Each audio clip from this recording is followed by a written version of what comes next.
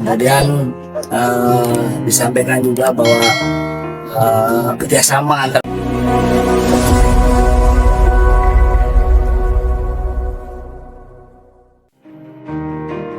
pemain yang layak kembali masuk skuad timnas Indonesia. Yang pertama, Hernando Ari.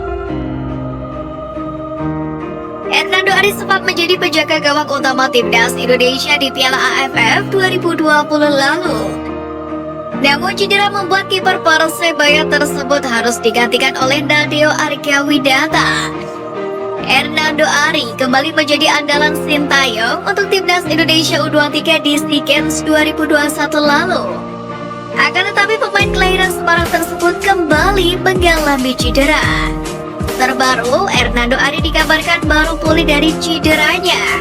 Bahkan ia sudah kembali menjadi kiper utama Persebaya dalam lanjutan Liga 1 mengalahkan Barito Putra. Untuk itu peluang kiper berusia 20 tahun tersebut untuk kembali memperkuat timnas Indonesia sangatlah terbuka lebar.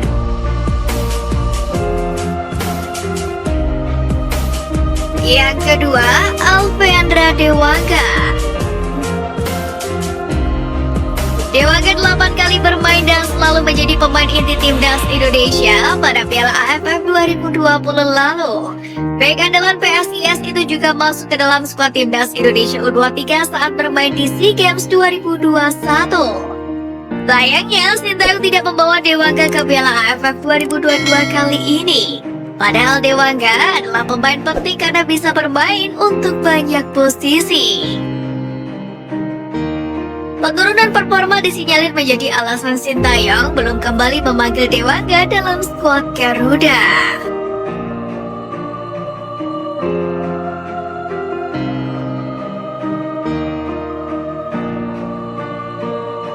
Yang ketiga, Evan Dimas.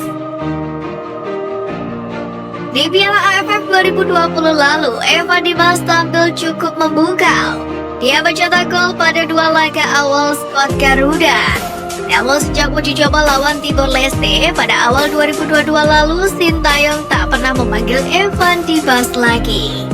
Namun dengan tekad dan pengalamannya bersama dengan timnas Indonesia, Evan Dimas layak dipertimbangkan oleh Sintayong untuk kembali memanggil pemain yang musim ini berseragam Arema FC tersebut.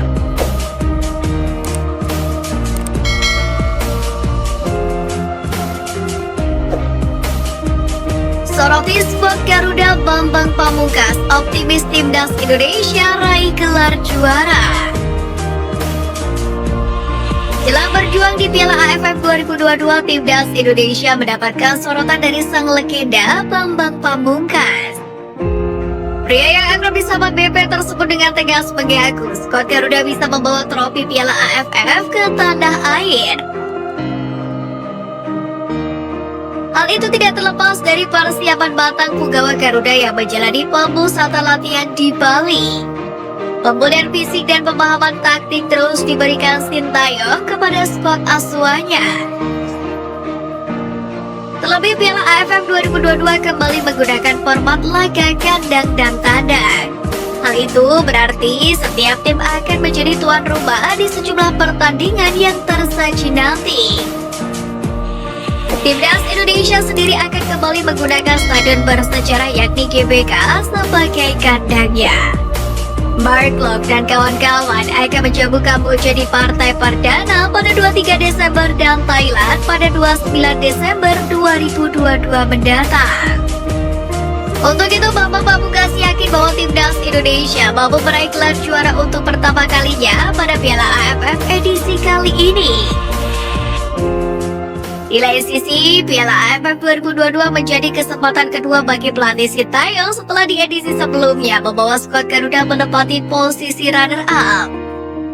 Dengan pengalaman tersebut serta mewahnya skuad timnas Indonesia, maka peluang Sintayong untuk memberikan trofi untuk timnas Indonesia sangatlah terbuka lebar.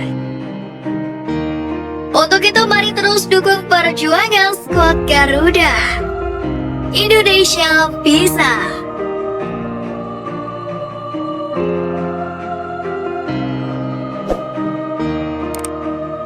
Keluhan klub bermunculan Iwan Bule tegaskan komitmen klub bangun timnas Indonesia. Bergulirnya Liga 1 membuat sejumlah klub mengeluhkan pemanggilan para pemainnya di timnas Indonesia. Ketua Umum PSSI Muhammad Iriawan sebelumnya menegaskan kembalinya Liga 1 demi membangun timnas Indonesia. Hal tersebut diungkapkan pada rapat koordinasi yang dihadiri oleh Kemenpora, PSSI, PT LIB, Kepolisian, Kementerian PUPR, serta Kemenkes hingga para pemilik klub Liga 1. Pada rapat tersebut semua bersepakat untuk memberikan dukungan sepenuhnya terhadap upaya membentuk timnas yang tangguh, baik untuk senior maupun untuk junior masing-masing kelompok umur. Terlebih, timnas senior akan berjuang di Piala AFF 2022. Seperti diketahui, Indonesia belum pernah sekalipun menjuarai Piala AFF. Prestasi terbaik sejauh ini adalah 6 kali runner-up di ajang 2 tahunan tersebut. Meski bukan ajang resmi FIFA, Piala AFF dianggap sebagai persiapan yang positif jelang Piala Asia mendatang.